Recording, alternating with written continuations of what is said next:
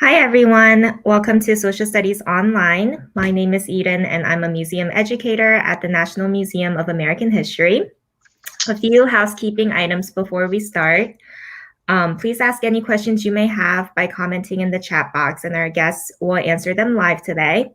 We only ask that you keep your personal information private, and all of our resources you see today are available on our Learning Lab page. And I'll include the link in the chat that you feel free to follow along or look ahead or come back to it later.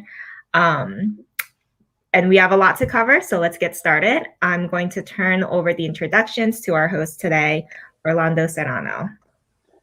All right. Hello, everyone. Thank you once again for joining us and learning with us alongside some of our guests. And today we're going to be joined by Sam Vong and Theo Gonzales. And we're going to start with Sam. So Sam, before we start discussing and sharing some artifacts that you brought with us today, can you please let us know a little bit about the work that you do at the museum and some of your thinking behind how you brought these objects together for us today? Sure. Hello. Hi, Orlando. Hi, Eden. And hello, everyone out there. So I'm a curator in the Division of Work and Industry in the National Museum of American History. A lot of my work focuses on building the collections related to Asian American and Pacific Islander communities. And some of the research that I've been doing at the museum, it revolves around stories of migration and stories around gender. So recently I just completed an exhibition called Girlhood. It's complicated with a curatorial team. And I'm currently working on another project called The Nation of Sanctuary that looks at the history of refugees and asylum politics from early America to the US, from early America to the present.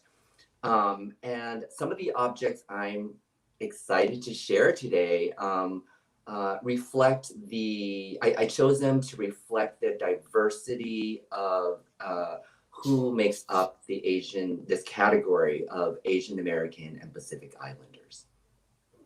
Wonderful, wonderful. And yeah, thank you for reminding us once again of the work that you did on Girlhood. It's a wonderful exhibit. And for folks out there who want more information, we did do a social studies online with Nancy Burklaw and Kathleen France, who were also part of the curatorial team, and you can check that out. But we're excited now to talk about these three objects that, again, get at the diversity of Asian American Pacific Islander communities. And we're going to start with a pair of shoes. And can you please share a little about these, why you selected them, and what can they tell us about the time in which they were used? What are some of the stories behind these shoes? Sure. I love these pair of shoes, actually.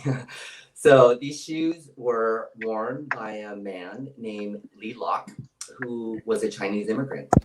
And so let me begin first by saying a little bit about the construction of the shoes. So the slipper sole that you see is thick, flat, and there's not a lot of elasticity to it. So the slipper sole is slightly shorter than their upper sole to give the person wearing enough spring for walking. The shoe is covered in satin fabric, and the blue patterns or design you see are hand stitched. The satin was and still is considered a luxury item, which is important because it indicates that Mr. Li probably only wore these slippers in his home or on special occasions like Chinese New Year.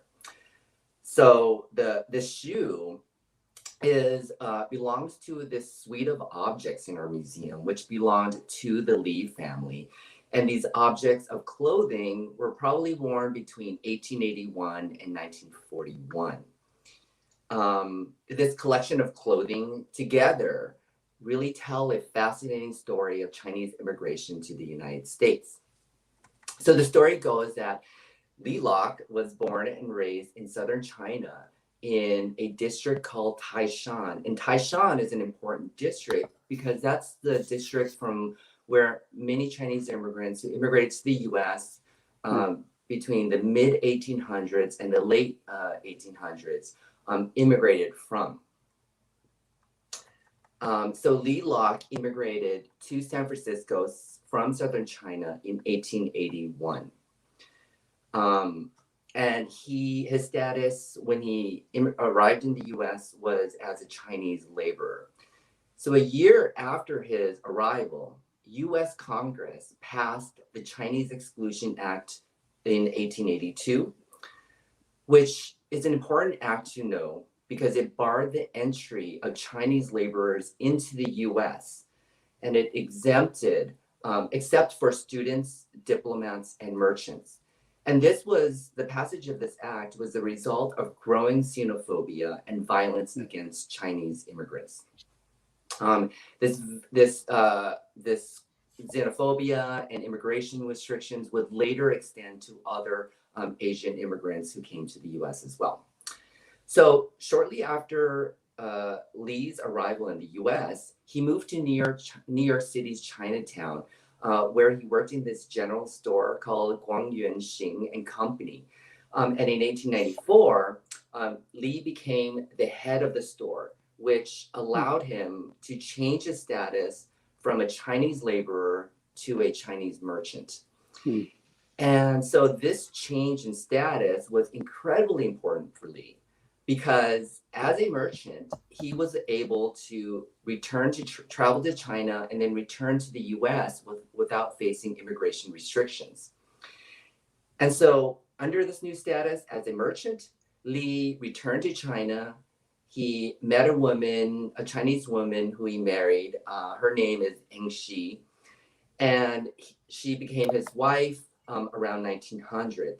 So both Eng Shi and Lee Lock returned to New York City as a married couple where they lived on Mott Street and they raised 7 children while managing a store. As merchants, the family imported many articles of clothing from China that were worn on special occasions. It was understood that Eng Shi most likely wore more of the traditional Chinese clothes, while the family in general, on an everyday level, were wearing Western style clothes, as you see in this photo of Lee Lock and Eng Shi and their 7 children. Right. So for much of his life, the Chinese New Year's was Lee's probably only day of rest from managing the general store, and it was a time when he might have worn these slippers. So this pair of shoes are important historical artifacts because they record the history of Chinese immigration to the United States. And they also offer a very unique window into the culture and heritage of Chinese immigrants and what they wore in the early 1900s as Chinese Americans.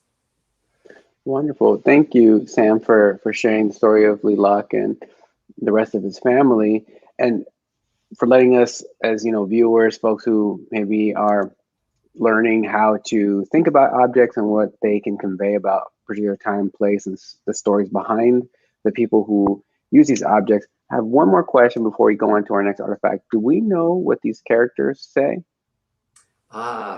We probably have notes on that, but that's something that I would love to investigate further. All right, very cool. All right, we're going to move on to our next artifact. Sure. And for folks who may or may not know, we're going to talk a little bit about this particular turban. And, I was thinking about this as we prepared this. We're going to talk a little bit about the sort of behind this turban, and we are in Ramadan. And so for folks who are out there and who are Muslim, Ramadan Mubarak, I hope that you're having a blessed fast. And I say that to sort of pivot and talk about the way in which, clothing can signify and let folks know parts of their cultural identity. And so with that, Sam, can you let us know about Balbir Singh's turban, its significance, and the story behind both he and this object? Of course. So this is an amazing object that carries a very powerful story, one that is both heavy and very serious, right? So this turban was worn by Balbir Singh Sodhi, who is pictured here with his nephew. So Balbir Singh Sodhi was born in Punjab, India, and he immigrated to the United States in 1989. He left behind a wife and 3 children, and he had promised to bring them to the United States as soon as possible. So, you know, he was a husband and a father of 2 daughters, and he had family. He was a very hardworking man. When he first arrived in the United States, he worked in a 7-Eleven and as a cab driver to make ends meet. He a year before the racially motivated incident happened, he moved to Mesa, Arizona, where he saved enough money to buy a house and a gas station that was located directly from his house. So he was a hardworking man. He saved it. He frequently sent money home to India to support his family. And he was also a follower of the Sikh religion. And wearing this turban was an expression of his faith. In the wake of the September 11, 2001 attacks, Muslims, Arabs, and Sikhs became targets of hate and retaliation across the country. And Balbir Sodhi was one of the earliest reported hate crimes in the aftermath of 9/11. So the story is that on September 15, 2001, Sodhi was planting a garden in front of his gas station, which he owned and operated in Mesa, Arizona. A man who was seeking retaliation for the 9/11 attacks drove by with his pickup and shot and killed Sodhi. The man assumed that Sodhi was Muslim because of his turban and physical appearance. So Sodhi's family was generous enough to donate this turban, his identification cards, and other documents belonging to Sodhi to both memorialize his life and also to document this racially motivated hate crime. And we at the National Museum of American History are honored to steward this object and to tell his story. So I would say that Sodhi's turban is historically significant for 2 reasons. First, it tells a long history of South Asians of the Sikh religion who immigrated from Punjab, India to the United States. This migration history can be traced back to the early 1900s. And migrants from Punjab have built vibrant communities since their arrival to the United States. And they have contributed really to the building of American society. Sikh migrants worked in lumber mills in Oregon. They built some of the earliest railway lines in the United States and Canada. And they played and continue to play an incredibly influential role in agriculture, especially in California. So that's the first reason why this turban is important. The second reason this turban is historically important is because it documents a very long and I would say torturous history of prejudice, racism, and violence directed at people of Asian descent. These forms of violence and harm were widespread and occurred as early as the mid-1800s, wherever Asian American communities existed. So this turban worn by Balbir Singh Sodhi then represents this continuous history of anti-Asian violence that we experience and witness to this present day. Yeah, thank you, Sam, for bringing his story to us and for laying out some of the important points that that Sodhi's life is connected to, and the sort of narrative that one of the narratives that it fits into. And I appreciate the way in which you've laid out the ways that the artifact, this object, tells incredibly enriching stories, and also stories as you mentioned, like torturous histories in our country, and that things can be both at the same time. So thank you for sharing that with us. And we have time for one more object, and this one we're gonna go to a different time and place and talk about Judy Oyama. Can you please share some notes, some stories about this helmet and Judy Oyama, who she is and her contributions, and why we are talking about her today? Sure. So this is another really cool object, perhaps a little bit more lighthearted than the turban, but equally as powerful, I think. And this is an object that I recently worked with too, so I'm proud to talk about it. So this object is a helmet, as you can see, and as Orlando mentioned, it was worn by Judy Oyama, who is a professional skateboarder and is of Japanese descent. She's Japanese American. So Oyama was born and raised in Santa Cruz, California, and she began skating at the age of 13 in 1973. By the late 1970s and early 1980s, Oyama began to skate professionally. And so I think it's important to understand the context in which she was skating in the late 1970s. So this was during a time in which skateboarding was dominated by men. So there were not many girls or women who were professional skateboarders, and even fewer girls and women who were of Asian descent. I would say the other notable Asian American skateboarder was Peggy Oki, who was also Japanese American, and who Judy Oyama actually looked up to and inspired to become.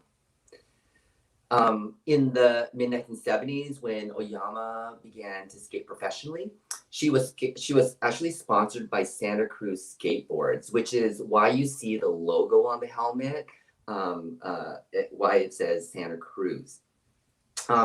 And so this was a really big deal for Oyama, because according to an interview she gave, she said that sponsors tended to overlook her because she did not fit the kind of blonde surfer ideal, even though she took home trophies and she won countless competitions. So Judy Oyama skated vert skate using a skate ramp. She also did a lot of street skating, which involves, among other things, using things like handrails and park benches. But her favorite was slalom and downhill racing, where she was one of the few women who raced against men. In fact, she won the 2003 Slalom World Championships at the age of 43, which is pretty amazing. That's wild. Yeah. And in 2013, Oyama was ranked second in the United States and first in the Masters division overall.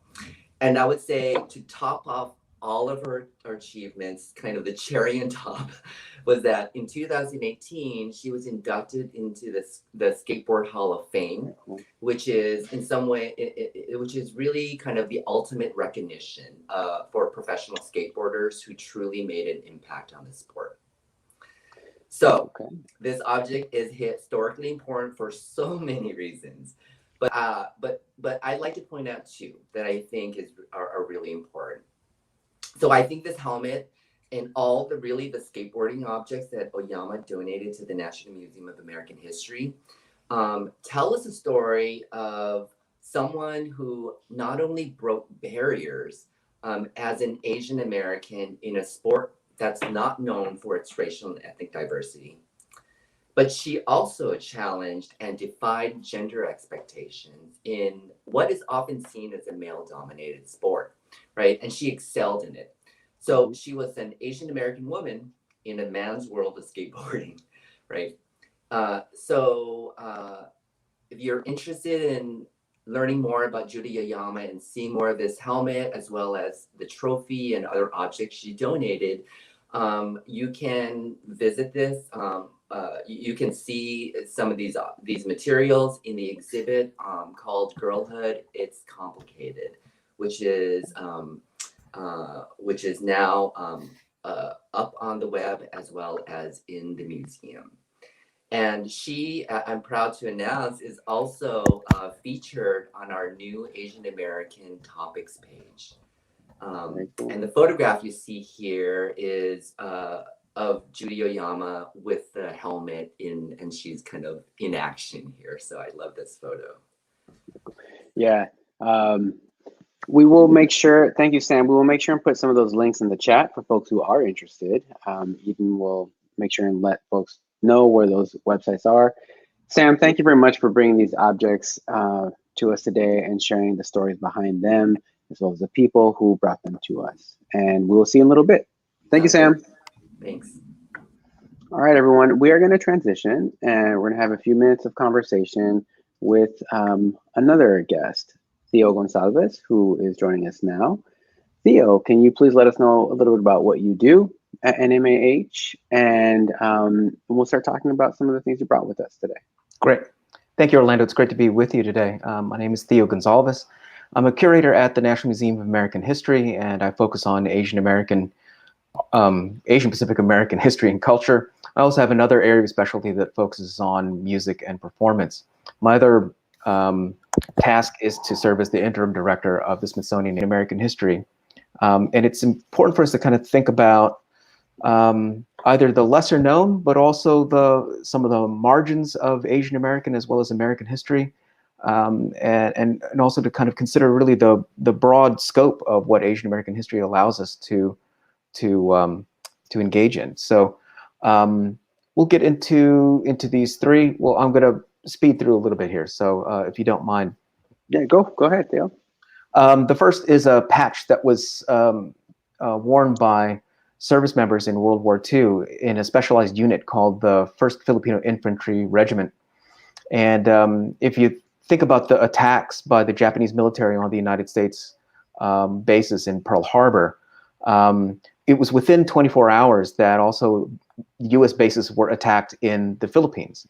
And the reason why that was the case is that the Philippines had been a colony of the United States as early as 1899. So two bases were struck simultaneously, essentially, both Pearl Harbor and in Manila. And as a result, there were thousands of Filipinos in the United States at that time, in 1941, who wanted to sign up for military service. The problem was, because of their legal status, they were deemed U.S. nationals. They were ineligible to serve in the United States military. So if you think about the attacks happening, they're all over California, thousands of them, as well as in Hawaii, wanting to sign up for military service to try to defend the home that they had left in the Philippines, but they're unable to do so because they're neither aliens nor citizens of the United States. The law had to be changed in order for them to serve in the United States military.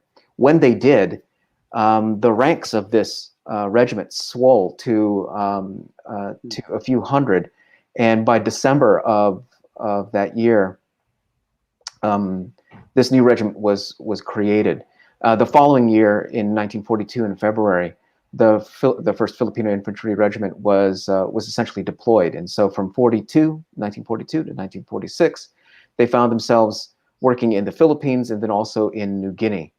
They returned to the United States soon after the war and were awarded a military citation for their times in New Guinea, in Leyte, in the Philippines, and they were awarded a presidential unit citation.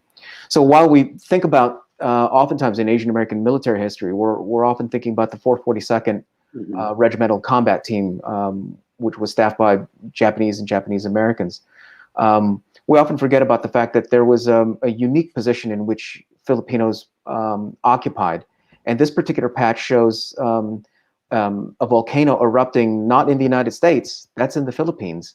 And yet this is what US soldiers were wearing on their shoulders as they were conducting their careers in the United States military. This is an image of Mount Mayon volcano, and the three stars represent the three regions of the Philippines, three major island regions in the Philippines.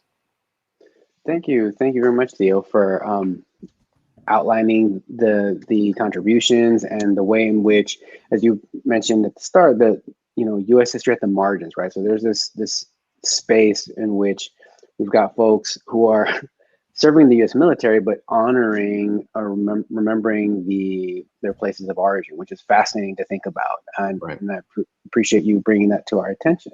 We're Yeah. going to go to a next object here. And this is a pin with lots of acronyms on it.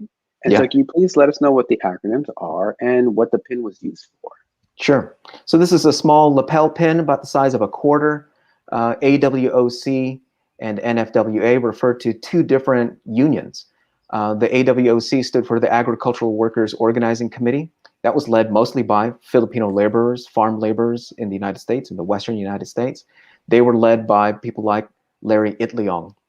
The NFWA, National Farm Workers Alliance, that was a group that was led by Cesar Chavez and Dolores Huerta, a mostly Mexican union.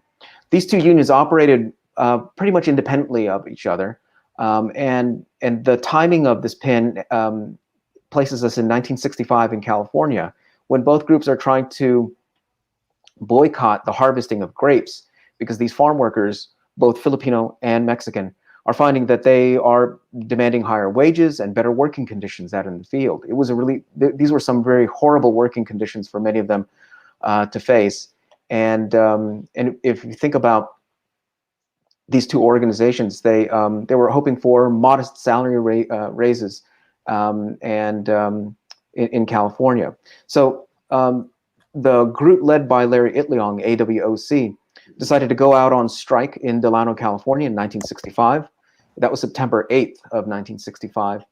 And they had to convince the Mexican-led union to join them. So there was an open question as to whether or not this would take place. Imagine what this is like for Filipino and Mexican laborers out there.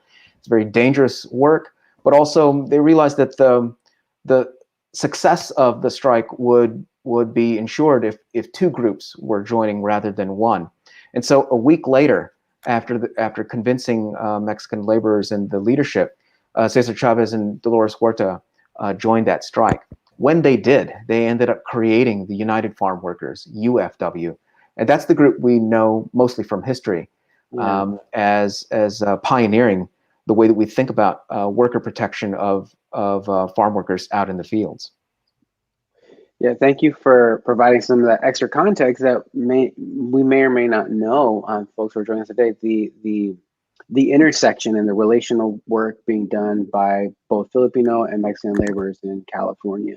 We've got time for one more object. Sure. And I appreciate the symmetry of starting and ending with shoes. That's right. So can you please tell us about Stella Abrera and her shoes? Right. These are ballet shoes that were worn by a ballerina by the name of Stella Abrera. She was born in the Philippines, the youngest of 5 children. She began dancing at the age of 5 in Pasadena, California, and this became her life, became her passion. She competed in London at the Royal Academy of Dance and was offered an audition at the American Ballet Theater, one of the most prestigious ballet companies in the world. In 1996, she joins ABT, the American Ballet Theater, as an apprentice. So if you understand these ballet companies, it's highly regimented. There are different ranks. And so that's the lowest rank you can come in. And she was just a wee gal of 17 years. But over time, she ended up being promoted to soloist. And then in 2015, she became the principal dancer of the American Ballet Theater, the first Filipina, first Asian American to hold that role in the American Ballet Theater. This was done at the same time that Misty Copeland, the first African-American ballerina, was named as well. So it's really historic on both fronts when we think about 2 women of color occupying a space that largely has not seen a lot of women or men of color in these elite ballet circles. Okay. Well, thank you, Theo, for helping us understand and learn a little bit more about specifically Filipino contributions to AAPI History and Heritage. We're going to ask Sam to come back on, and we're going to close out our time together. I appreciate and thank you both for being here to paraphrase James Baldwin. go over some of the long, beautiful, and tortured histories in the United States as we try and figure it out and understand it better. And I'm asking one question. What are some final thoughts that you have for us right now as we close out and think about AAPI history at a, quite frankly, not great time, socially and culturally? What are some last words you have for us today? Well, one thing I think is important to know or to think about is how well, first, that the Asian American and Pacific Islander communities are one of the fastest growing groups in the United States. And so this identity, this social category of Asian Americans and Pacific Islanders is constantly changing. And it is increasing in population, and it's incredibly diverse, right? Linguistically, ethnically, geographically. So that's important. And I would say, in these very kind of challenging times, it's more important than ever to stand in solidarity with Asian American and Pacific Islander communities, and to stop hate if you see it. So, thank you, Sam. Theo? Theo had to run. Oh, that's right. I apologize. He has a class. So. That's right. I forgot. Thank you very much, Sam, for being with us and for sharing your work with us. I'm going to hand it back over to Eden to close us out. Thank you. Thank you to our host and our guests for spending some time with us. As Sam said, even within the AAPI community, there's so much diversity. So thank you for choosing objects and stories to reflect that. In the comment box is the link for the Learning Lab collection with resources from today's episode. We couldn't get to the last segment in time, but we encourage you to look up some of those terms and keep learning during AAPI Heritage Month. We've also included a link to the full playlist of Social Studies Online episodes, so you can access past episodes or rewatch this one. And our last episode of the season is on Thursday, May 20th at 11 a.m. Eastern Time. So please join us then. We hope you're all staying safe and healthy. Thank Bye. you. Be Thank safe. you. Bye, everyone.